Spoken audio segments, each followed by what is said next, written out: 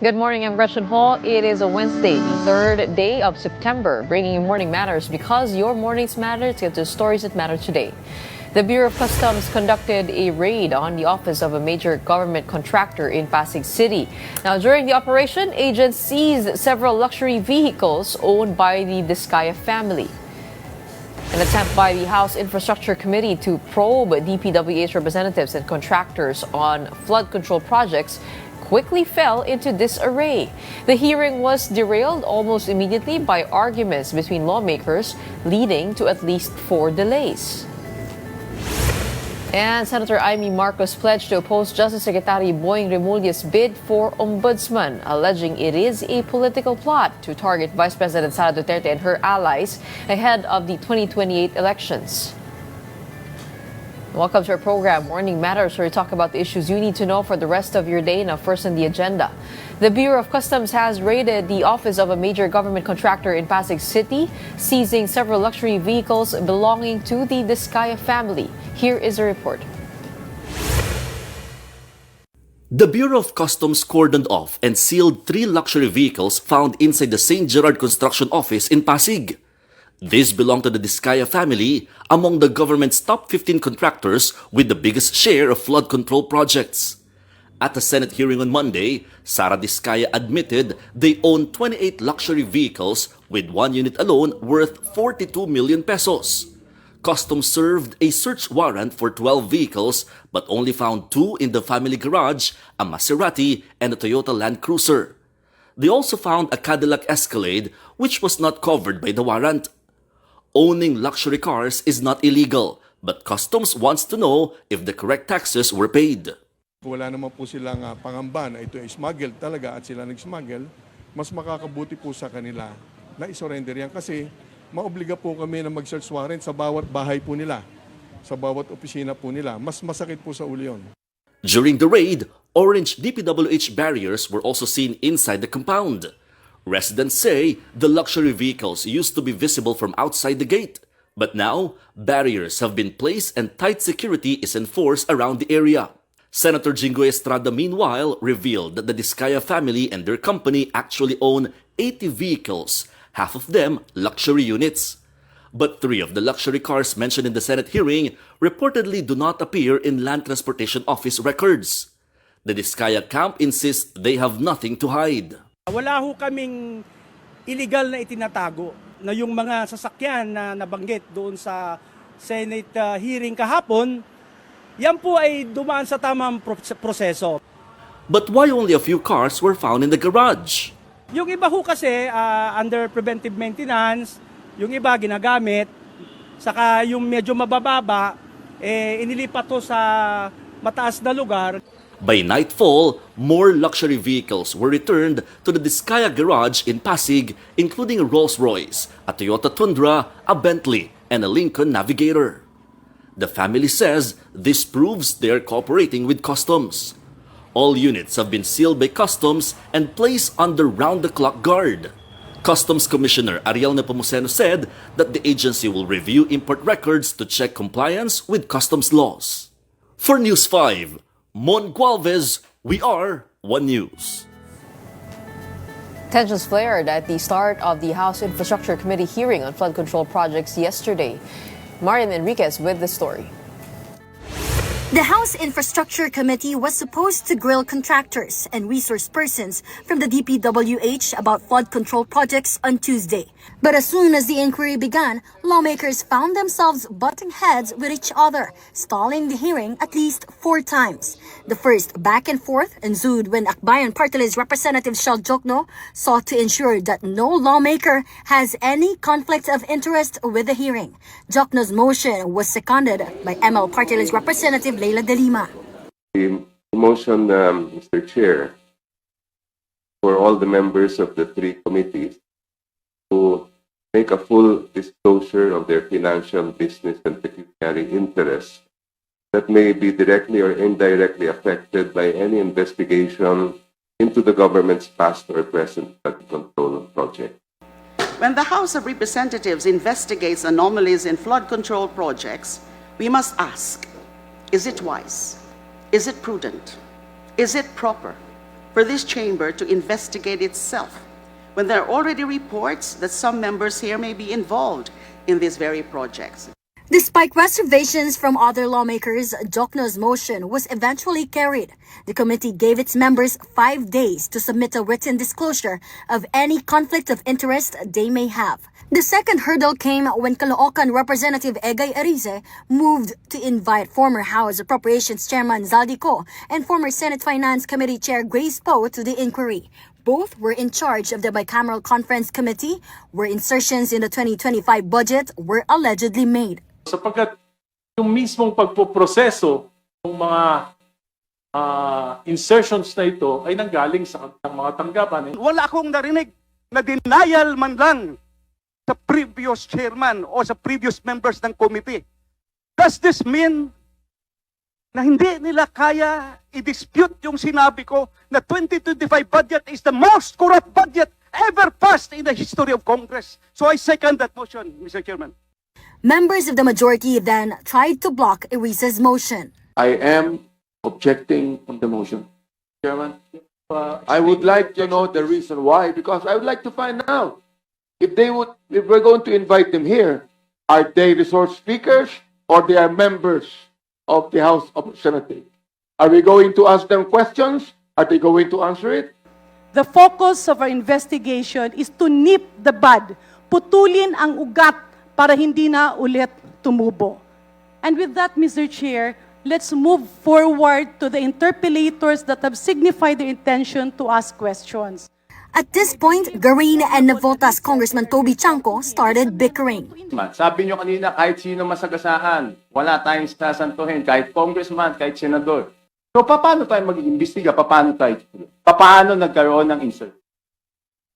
Under the name of Congressman Saldico, ang insertion sa BICAM as proponent siya is 13,803,693,000.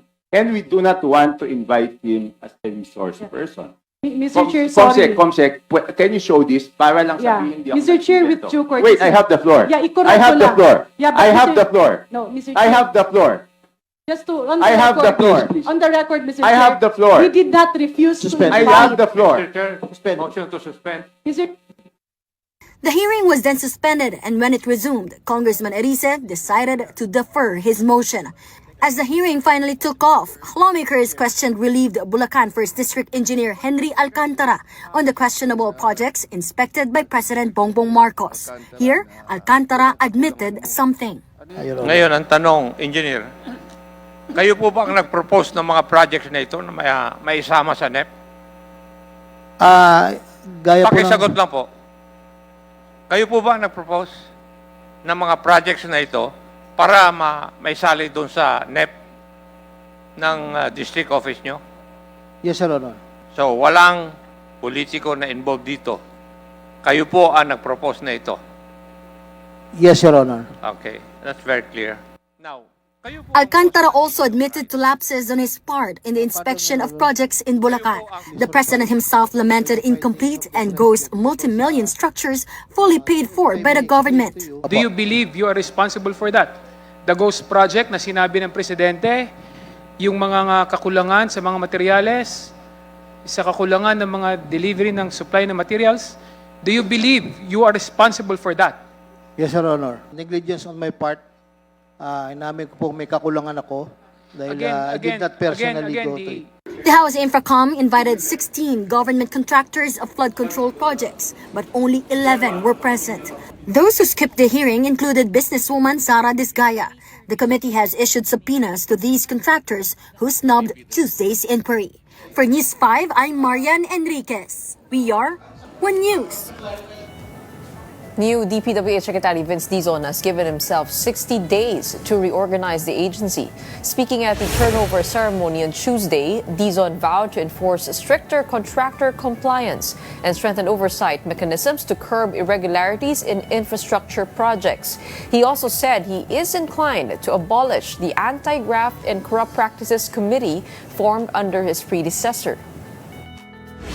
It is a difficult process.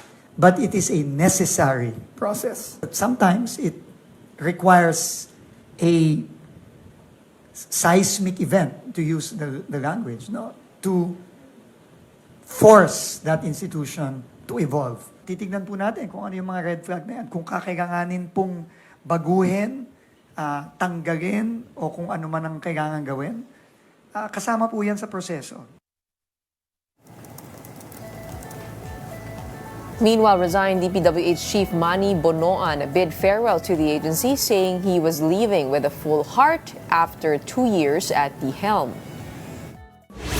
I leave this post with a full heart, with enduring hope and respect for the department. Mabuhay ang DPWH, mabuhay ang ating bagong Secretary ng Department of Public Works and Highways, Secretary Vince Dizon.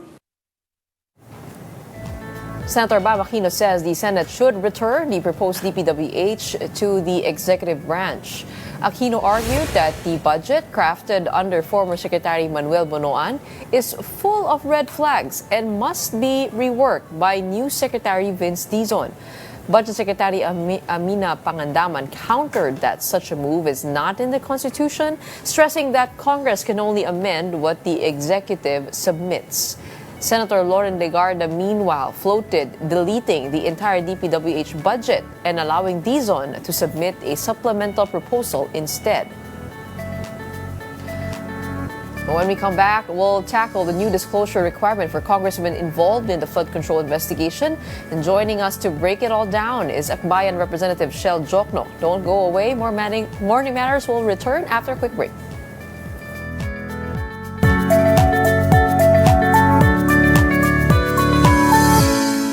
Good morning, I'm Gretchen Ho here at Morning Matters. We talk about the most pressing issues and give you the context behind the headlines.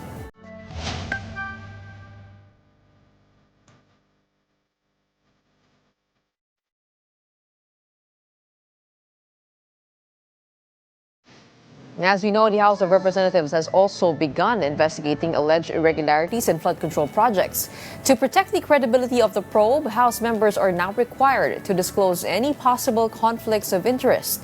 A motion initiated by Akbayan Party List Representative Shel Diokno, who is joining us today on the show. Magandang umaga po sa inyo, Kong. Good morning, Gretchen, at magandang umaga sa lahat ng nanonood at nakikinig. Congressman, you filed a motion to fully disclose financial and pecuniary interest in business and when it comes to this flood control probe, no? How far will this disclosure be? Because I note that you used the words indicated in the Anti-Graft and Corrupt Practices Act, RA 3019, that says prohibited nga po yung any direct or indirect financial or pecuniary interest in any business, contract, or transaction in connection with what the official intervenes with. So hindi po ba parang medyo delicate din po itong hinihingi po ninyo sa inyong motion? Well, I think it's important that both direct and indirect interests of a financial nature be disclosed by those who are investigating, especially when we speak of members of the House of Representatives. Marami na pong mga balita na lumalabas na meron daw mga sangkot dyan. And we have to assure the public that any investigation that's conducted by the House will not result in a whitewash. And ibig sabihin ho, if I get it correct, no, yung mga may previous association with construction companies at pangalawa, yung mga may contributions from contractors? Yes, but the basis of the motion that I had yesterday was not just the Republic Act 6713 and the 3019, but the Constitution itself, because the Constitution requires that all members of the House and the Senate make a full disclosure of their conflict of interest, especially when it comes to matters that are under investigation by the committees of the House or the Senate.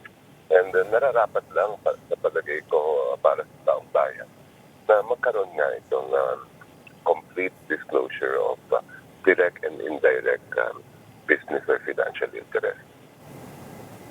So, yung dalawa pong yun po yung pinaka parang maaaring maging disclosure o inaasahan po na ninyo mula sa mga kongresista. Lahat ng mga klaseng interest, when we say indirect, that could mean, for example, na meron silang close relatives na kasama sa mga korporasyon na may government contract at control project. Kasama din yung mga nabanggit ninyo, Gretchen, na donations, for example, by these big contractors, especially those named in the top 15. So yung mga bagay na yun. Okay. And when we get these disclosures, what will happen then? Will they be asked to inhibit? That is what will be put on the table pag may mga disclosure na yan. In fact, they may decide to inhibit voluntarily, which to me is the best thing to do. But if there are clear grounds for others to disqualify themselves, then perhaps that should be demanded of those who have these conflicts of interest. Oh, because the other side to it is, syempre, yung mga kongresista rin po ang nagsusponsor ng budget, ano? Hindi po yung kasama. Okay. The other side to it is yung mga kongresista po natin, yung nagsusponsor ng budget. Kumbaga parang may mga proponents po within Congress for these projects under the budget. Hindi po yun kasama, just to be clear. Well, kung sila inatasan mismo ng House, if you recall, under the Committee on Appropriations, some members of the House are assigned a department so that when budget hearings are called, usually sila ang decide. Siyempre, kasama sa official na tungkulin yun. So, yun ay hindi covered. Okay. How confident are you of an independent probe or a credible probe? After seeing what happened yesterday, there was a call from Representative Chanco to have Congressman Zaldico as resource person. Pero ito ay parang medyo hindi nagkaroon ng magandang reception because sinasabi nga po dapat itong pag-invite sa kanya ay patungkol sa budget at sa mga insertion, which is a different topic altogether. But Congressman Chanco says, if we can't investigate our own, di ba, parang how will we have... Congressman Rice who made that motion. I think it was Okay. But do you agree that this probe should go that far? Hindi pa siya na-actionan. The motion is on the table. That has been acted upon by the committee. Oo. But do you agree with Congressman Chanco that it is needed to summon him, or Congressman Rice is needed to summon him to be able to have a credible probe to talk about budget insertions as well? You know, that's precisely the reason why Akbayan filed the resolution, and there is a counterpart resolution in the Senate as well, that all BICAM proceedings up to the very end be public, transparent, and accessible to the public. Because we don't want anything to happen like what we found out happened in the previous budget. As far as the previous budget are concerned, we need answers. We need to know how those insertions were made and who should be held accountable for them. You know, the budget process should be fairly simple. The President submits his budget, the National Expenditure Program. Dati, Congress hardly touched that. Kasi nakikita naman nila na galing sa pag-aaral ng executive department yan. But in the last few years, that has changed.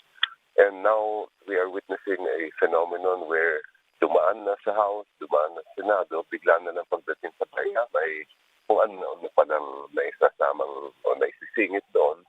And many of those, based on what we gather, are flood control projects. So, dapat may sagot din tayo dyan. But this has been addressed, correct? Like with the abolishing of the small committee when it comes to the House. And also, pagdating sa BICAM, the Speaker has said that he is for transparency and an open BICAM.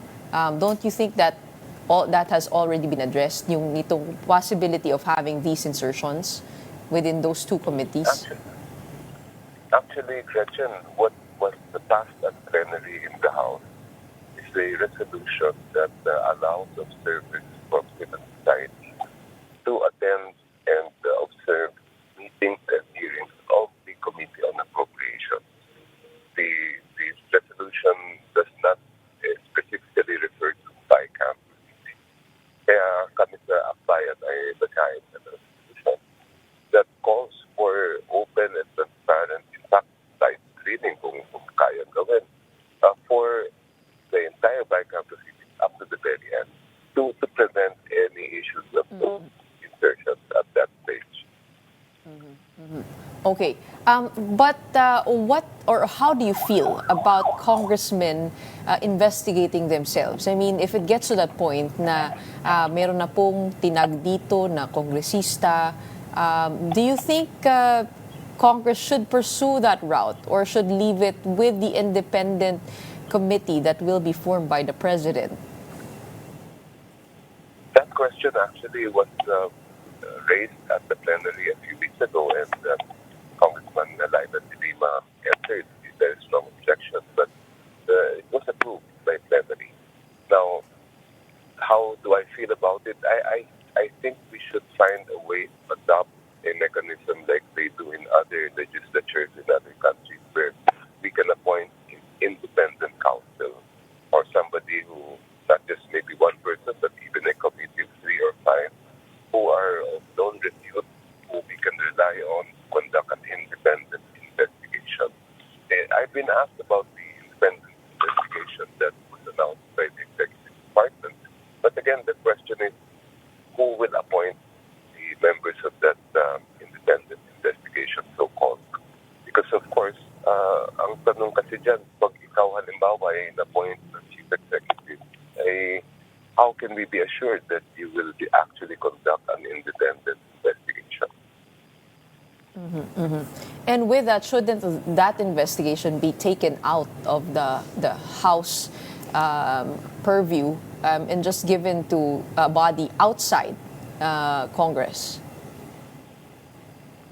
I think that remains to be seen, and if we can be assured that there will be a truly independent investigation na walang utang na loob yung mga uupo doon, I don't see any reason why we shouldn't have that. But do you agree that Congressman Zaldi should be called in as a resource person? I think the proper term there would be to invite, because he is a member of the House. Now, whether he would be willing to appear or not, that would really be up to him. But like I said earlier, we need to have answers to what happened in the previous budget, and we have to find a way to address this systemic problem of having insertions at the final stage, where ang dapat nangyayari sa BICAM is simply to make sure that the House and the Senate versions correspond. There should be nothing more than that discussed in BICAM. Okay, so this could cross over into talking about the budget insertions. Kasama doon kasi yung mga nakita natin o yung mga lumalabas sa balita na budget insertions sa last budget ay mukhang karamihan doon ay mga flood control related projects. Okay, kasi narinig din po natin si Chairman Terry Redon. Sinasabi niya na hindi dapat pag-usapan ito, dapat sa House Appropriations na yan. We're focusing lang on the flood control probe, which parang many people are wondering bakit hindi, parang how do you not talk about the insertions when that's clearly linked to all of this. So it's good to hear that from you. Okay, after yesterday's hearing, what do you think would be the trajectory of the House probe? I mean, vis-a-vis the Senate probe, who would you want to invite to the hearings? Well, the rest of the contractors who didn't show up. In fact, I still have a lot of questions for did show up. You know, it is in the House at sa dami ng mga gusto magtanong, limited lines lang ang oras namin. So marami pa ako naka-reserve na mga questions na gusto sana itanong.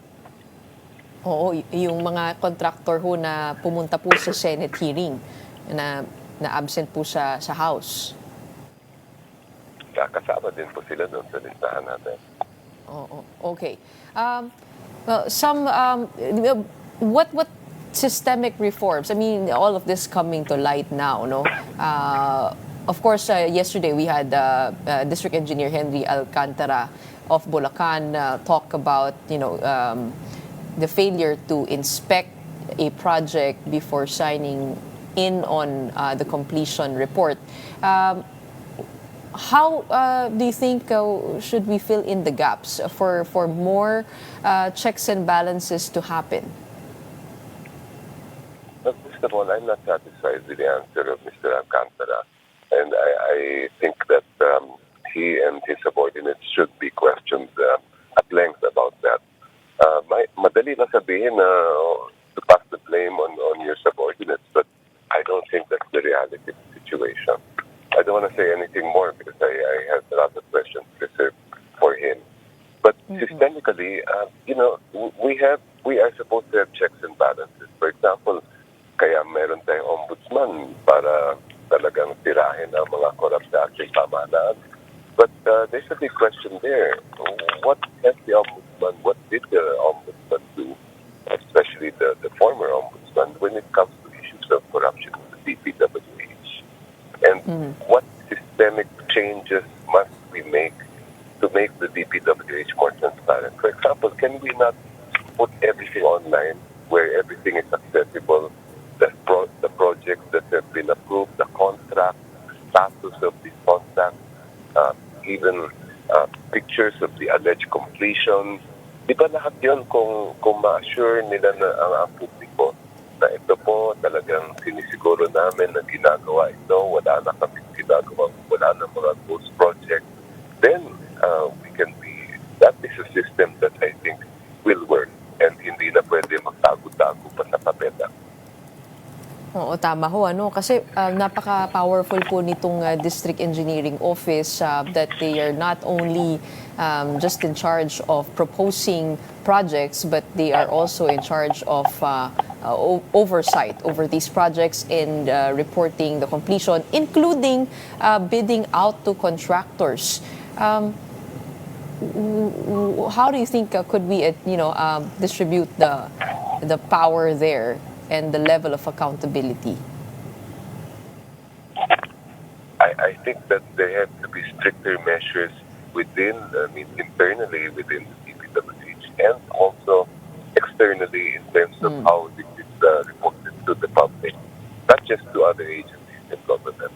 Kasi kung hindi naman natin makikita, dapat ang ordinaryong mamamayan kung gusto niyan tingnan, ano ba yung mga project dito sa atin, sa lugar ko, bakit itong sa amin tuloy-tuloy ang baha kahit may nakikita kung mayroong construction na ginagawa. Bakit biglang bumuho itong supposedly na ginagawang ganitong klaseng flood rehabilitation project? We are kept in the dark. Ordinary people do not know and have no way of even complaining. Mabuti nga ngayon, meron na tayong may ginawa si Pangulo, yung tumbong sa Pangulo. But sana maging institutionalize yan. Okay. Kasi nga po nagkalabo-labo na rin ho, no, kung sino po talaga. Tama po kayo, no, there must be greater transparency with the DPWH in terms of how these budgets are created at paano na ipapasa from one office to the other. Congressman Ronnie Puno the other day said na wala yung kanilang mga pinopost na mga flood control project alinsunod sa master plan at mukhang sa central daw ho yung naging problema. But others are saying sa District Engineering Office naman, may iba naman nagsasabi sa Kongreso naman nagbabago. I mean, what have your findings been at how wide scale this systemic corruption is? Isama na po natin dito yung papel din po ng COA. Meron siyang bagong nakita na lumalabas na lately. Ito yung mga proyekto na halimbawa nasama na sa NEP ng previous years. Supposedly, nabigyan naman ng pondo and then bigla na lang sa susunod na NEP, andun pa rin, same amount. So, yun, hindi pa dumaan ng Kongreso yun. Parang ang lumalabas somewhere in the Executive Department, nagkaroon ng insertion. Yung ba galing sa ahensya, yung ba galing sa proseso nung pumunta sa DBM, we don't know. Then you have again the more familiar issue of insertions during the congressional process, and of course what happens in the BICAM. Kaya I think we have to have really more operative checks and balances. Nandun ang Kongreso para ma-check nga itong mga insertion supposedly nung nagagaling sa Executive Department. Pero kailangan din meron check tayo sa BICAM at mismo sa Congress, sa proseso sa loob ng Congress pag nag-hearing kami sa mga budget. When it comes to the role of congressmen in the budget, to your knowledge, how much do congressmen peruse through these budgets? I mean, for infrastructure, for education, for health. Pag dumating po yung budget po sa inyong desk, lahat po ba yun ay tinitingnan po ninyo isa-isa, line by line? Or is that difficult to do given also the number of figures? But I cannot speak for the other members of the House, but in my case, I asked the help of consultants. I talked to a lot of people who are very familiar with how the budget operates. I examined the document myself, but given the background that I have, kailangan ko rin makausap ang mga talagang marunong dyan. At kailangan marunong din makinig ang mga representante natin. Kasi I'm sure, like others, hindi naman kami mga expert dyan. I mean, there are a few of us who, because of experience and because they've been in the House for a long time, are thoroughly familiar with it. Pero ako'y baguhan lang. So I have to have that ability to listen and consult. And when I see something that I must be, which we have to ask about, I will not hesitate to ask the officials or agencies who appear before us. I ask that because if you take a look at the structure of government, parang naipapasa-pasa to from one office to another, from the ground up to the office of congressmen. And given that power of oversight over the budget, what level of accountability should congressmen have over, of course, ito nga, yung sabi kayo na po nagbanggit, na paulit-ulit po yung mga proyektong ganyan na it's the same project carried over to the next year. Lahat naman dapat may accountability, whether you're a member of the House, Senate, or Executive Department, or the Judicial Department. Anytime, and ito ay panawagan sa hindi lang mga nasa ahensya ng ating pamahalaan, but even citizens who have knowledge of anomalies and especially corruption. Panawagan po natin yan. Come out, let us know, and we will do everything we can to have accountability. Kaya nga po tayo ay sumama dito sa public service ay dahil dyan. Of course, the public is looking for some teeth to that accountability. How would you want this to end, the probe on flood control projects? And paano kaya po tayo magkakaroon ng tunay na accountability if this is systemic corruption and system-wide? Paano po kaya? May makakasuhan kaya? Baka ultimately we'll end up with the contractors and they would have to take all the blame, right? Paano po kaya yun? How do you imagine this to go? Hindi pa sila nag-iisa. Ako rin ay naghahanap ng ngipin sa ating batas. Para sa akin, aanhin pa natin ang batas kung wala naman siyang ngipin. And that's one of what I see to be my roles in Congress, to make sure that I do everything I can so that there will be accountability. hindi sapat yung may microphones lang, hindi sapat yung ma-shame sila sa internet. Kailangan meron managot. Kasi pera natin yan, pera ng sambayan ng Pilipinas. And lastly, Akbayan has called for the release of SAL-ins from those in government, and even the president has called on lifestyle checks. How much do you believe in that? I remember Ombudsman Samuel Martirez stopped the practice of lifestyle checks, including the disclosure of SAL-ins, because he said this is prone to abuse. Maaring sabihin natin, hindi naman po lahat ng nangungurakot, makikita mo in public o kaya pinangangalandakan yung kanilang yaman.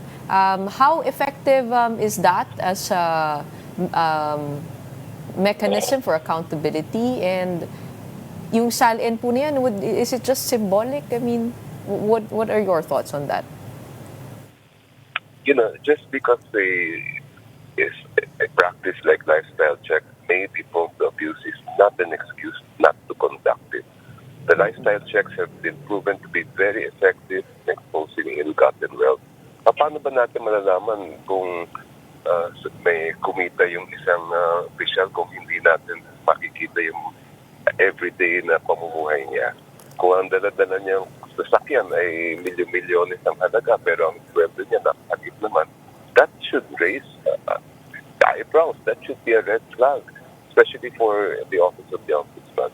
Para sa akin, and to me, the law backs me up. The law is super clear. SAL-ins should be accessible to the public. All you need to do is to pay a minimal fee. An ordinary citizen should be able to get SAL-in of any government official. And I was curious. I checked a few years ago.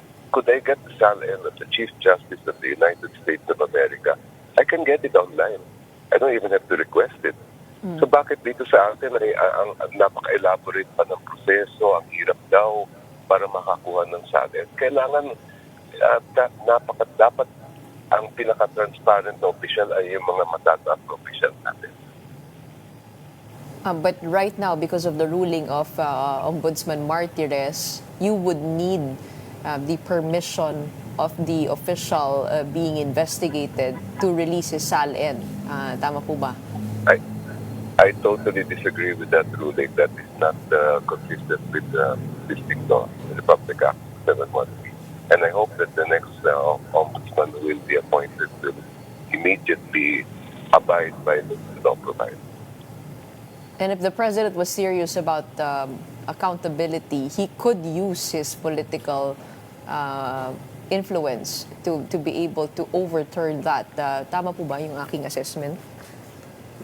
Definitely. Kung siya mismo ay ilalabas niya yung kanyang talent, hindi walang magagawa ang lahat ng opisyal kung susunod sa kanya. Sabi naman ho niya, ilalabas daw po niya, inaantay po natin yan. Okay, maraming salamat po sa inyo. No? Medyo mahaba-haba pa po ito, simula pa lang, lalong-lalo na dyan po sa Kongreso. Definitely a good start, maybe acknowledging the possible conflicts of interest from Congress with your motion. So we will watch out for that. In the meantime, maraming salamat po for joining us this morning. We have Akbayan Party List Representative Shell Diokno. Thank you, Gretchen. Stay tuned. Morning Matters will be back after a short break. Keep it here.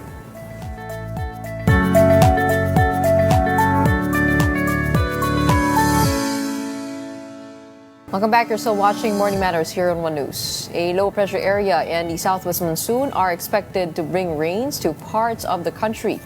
Pag-asa said the LPA now has a high chance of intensifying into a tropical depression within the next 24 hours. Cloudy skies with scattered rains and thunderstorms are forecast for the Ilocos region, Batanes, Babuyan Islands, Payao, Zambales, Bataan, and Occidental Mindoro due to the southwest monsoon. Metro Manila, Central Luzon, Calabarzon, parts of Mimaropa, Bicol, and Western Visayas may experience partly cloudy to cloudy skies with isolated rain showers or thunderstorms.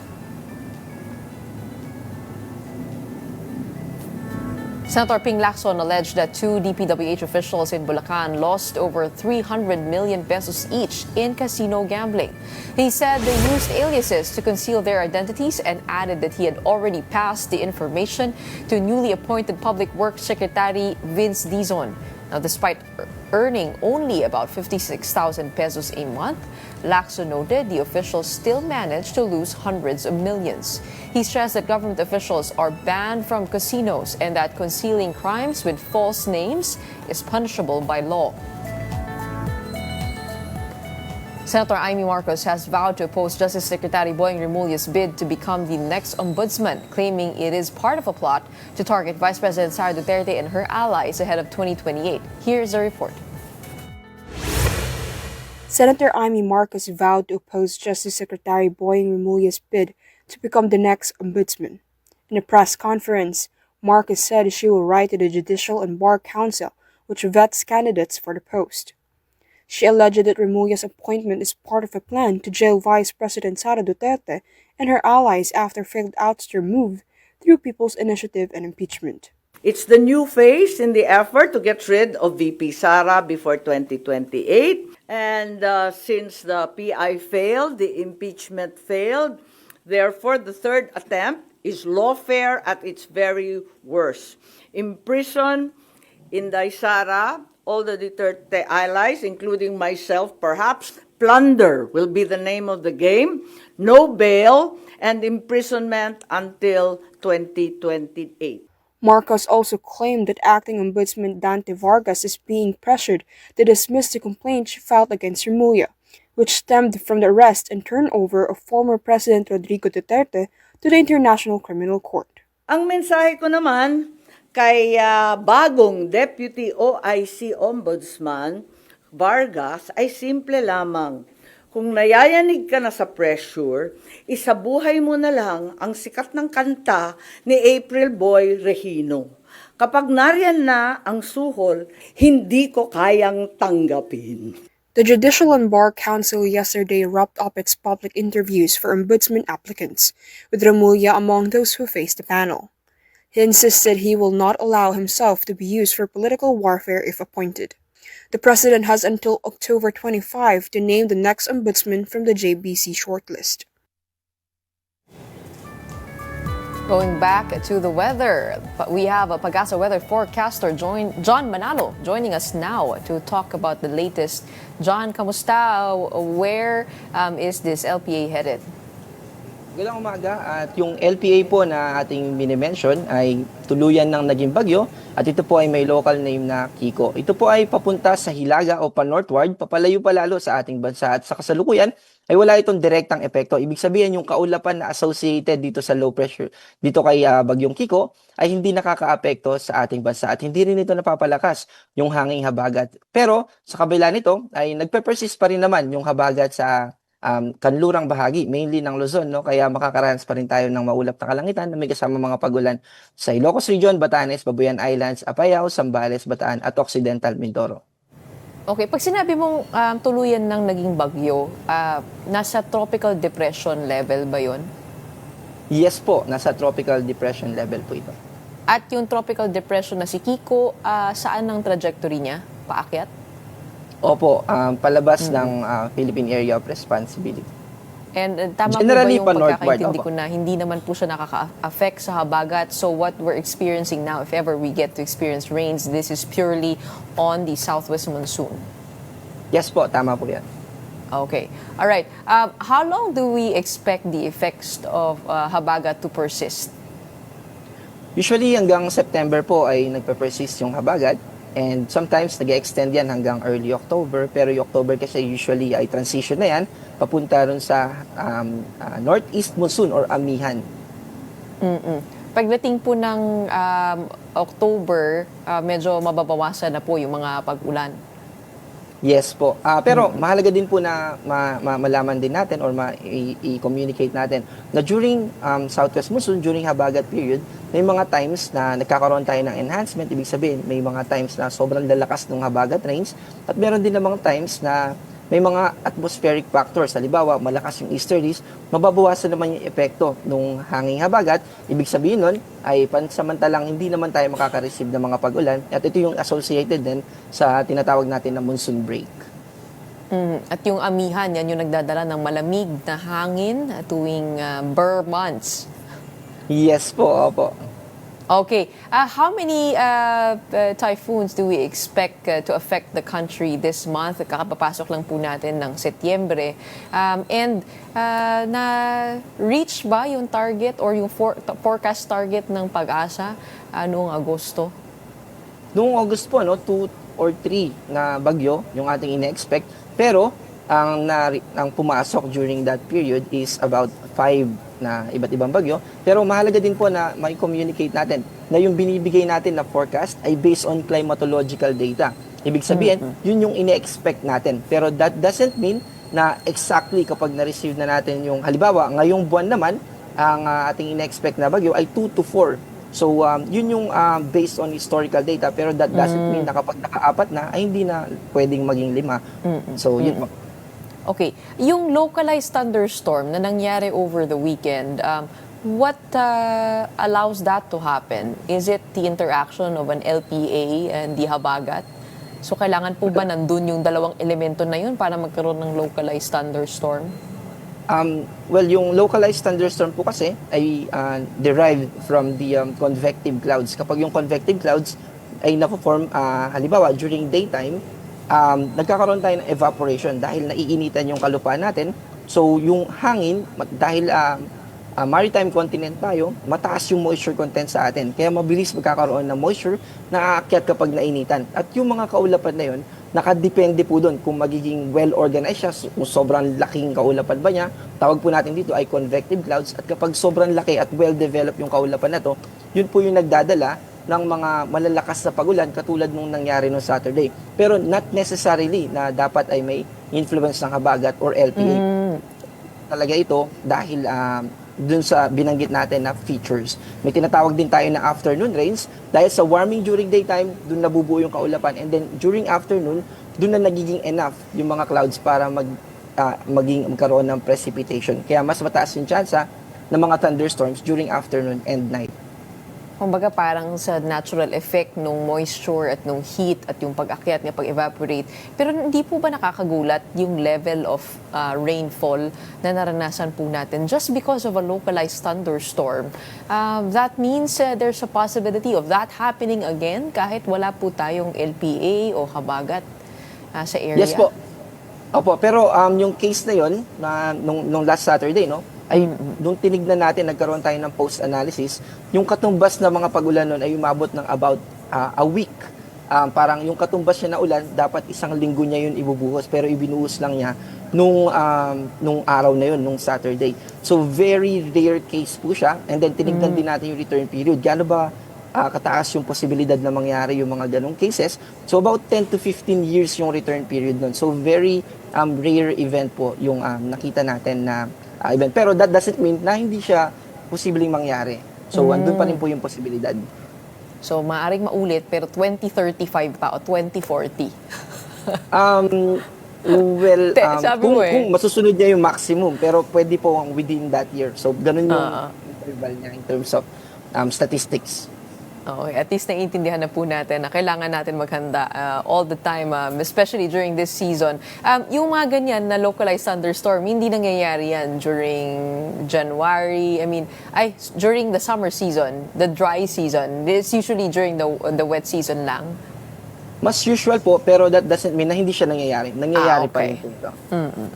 Okay, all right. Thank you so much for breaking that down for us.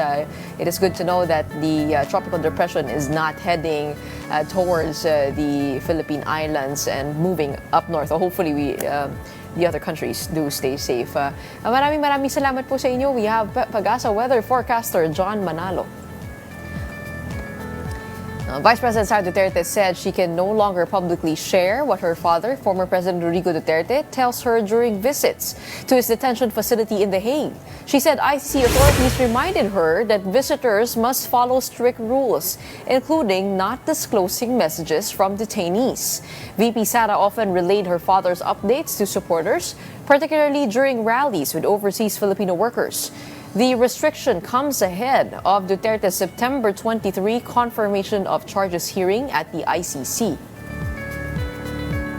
The Interior Department is investigating several Bureau of Fire Protection officials for allegedly living beyond their means. DILG Secretary John Vic Remulla revealed some officials earning 120,000 pesos a month reportedly owning luxury resorts in Tagaytay worth up to 100 million pesos. He also flagged complaints of BFP inspectors selling fire extinguishers to establishments. To curb abuse, Remulla says 5,000 body cameras will be issued to BFP inspectors next year to record all inspections. A total lunar eclipse will be visible in the Philippines on the night of September 7. According to Pag-asa, the eclipse begins at 11:27 p.m. with full totality at 1:30 a.m. and the maximum phase at 2:12 a.m. Write those down. The moon will take on a reddish hue, known as a blood moon, as Earth's shadow completely covers it. Unlike solar eclipses, the event can be viewed safely with the naked eye, though binoculars may enhance the experience. Again, that will happen this coming September 7. That is a Sunday, of course. Better stay tuned for that, for the times that we mentioned. And that wraps up today's episode of Morning Matters. We hope we've given you the right start to your morning. Let's go ahead and make the day matter. My name is Gretchen Ho. We are One News, all sides, all the time.